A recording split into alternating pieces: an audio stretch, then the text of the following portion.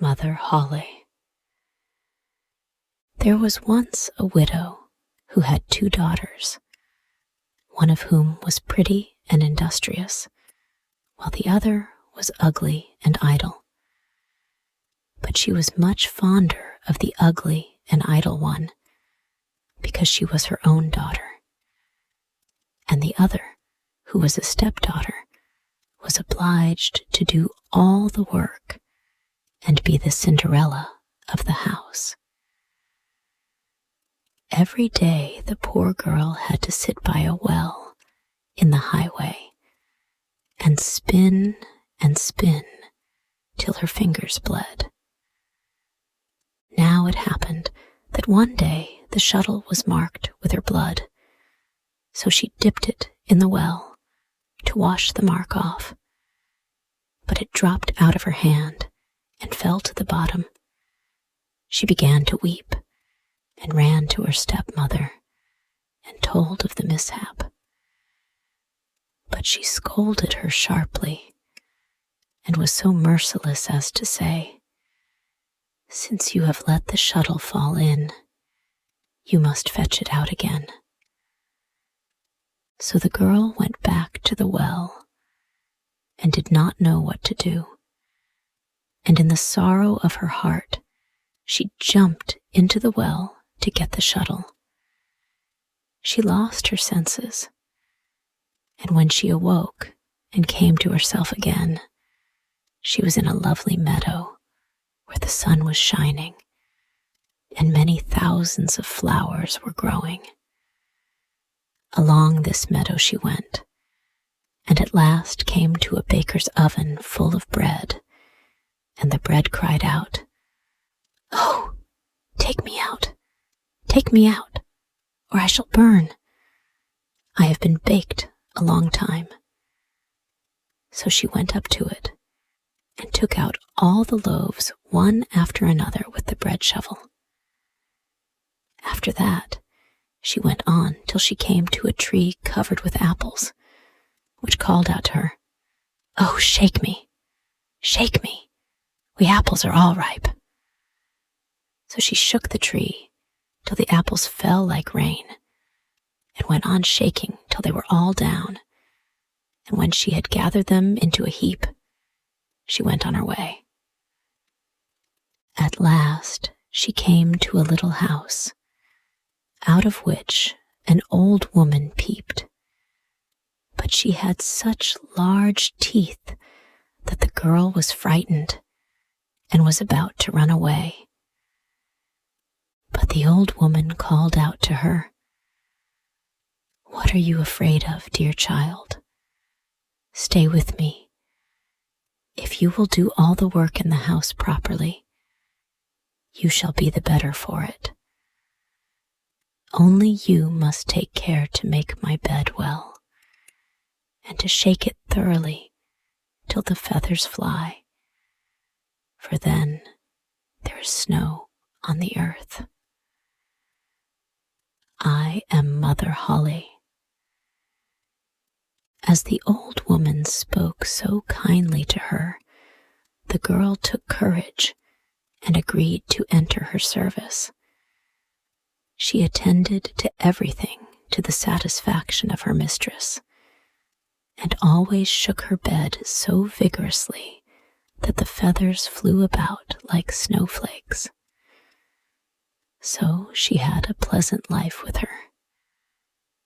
Never an angry word, and boiled or roast meat every day. She stayed some time with Mother HOLLE, and then she became sad.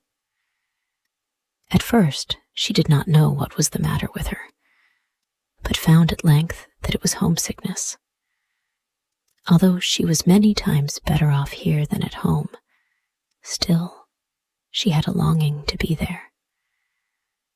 At last she said to the old woman, "I have a longing for home, and however well off I am down here, I cannot stay any longer. I must go up again to my own people." Mother HOLLE said, I am pleased that you long for your home again, and as you have served me so truly, I myself will take you up again." Thereupon she took her by the hand and led her to a large door. The door was opened, and just as the maiden was standing beneath the doorway, a heavy shower of golden rain fell, and all the gold remained sticking to her, so that she was completely covered with it. "You shall have that, because you are so industrious," said Mother Holle, and at the same time she gave her back the shuttle which she had let fall into the well. Thereupon the door closed, and the maiden found herself up above upon the earth, not far from her mother's house. And as she went into the yard, the cock cried, "Cock-a-doodle-doo! Your golden girls come back to you." So she went in to her mother, and as she arrived, thus covered with gold, she was well received, both by her and her sister.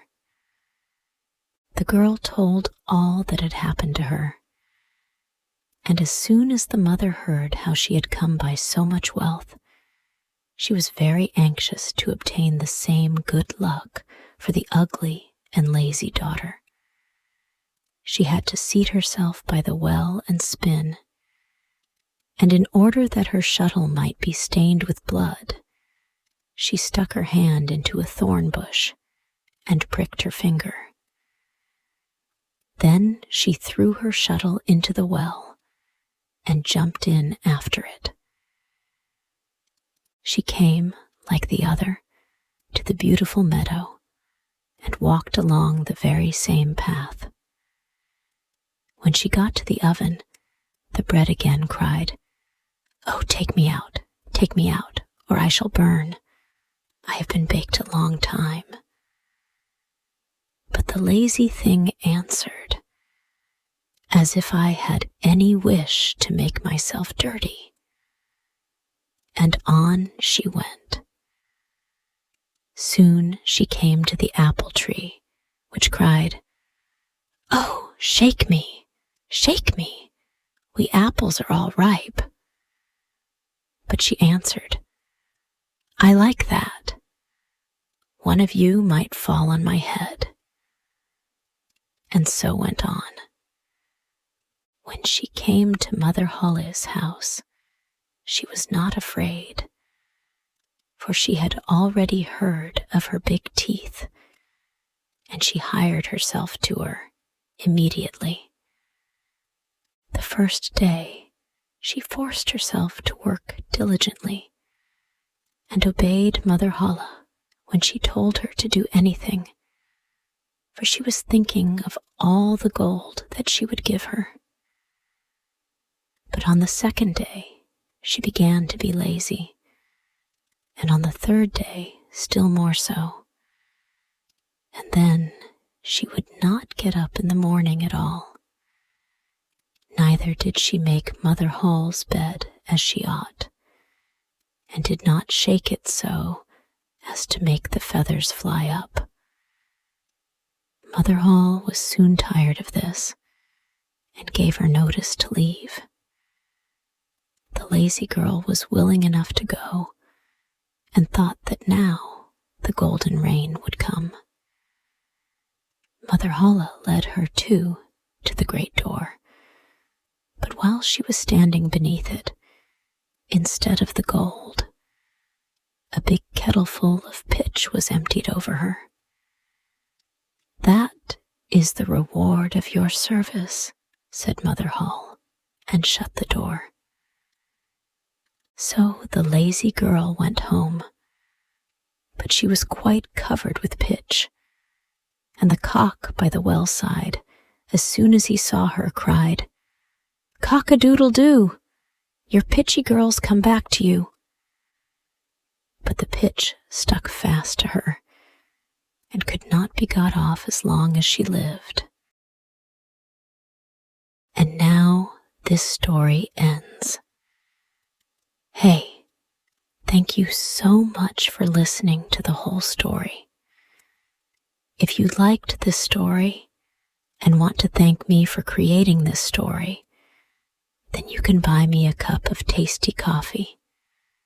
Just join our YouTube channel and be an official member of our family to support us for making even more interesting story videos for you every day. You know, it takes a lot of effort, research, and money to find and buy premium contents, and to writing, creating, editing, organizing, and publishing every single video, which could melt your hearts or could be one of the most interesting stories of all time.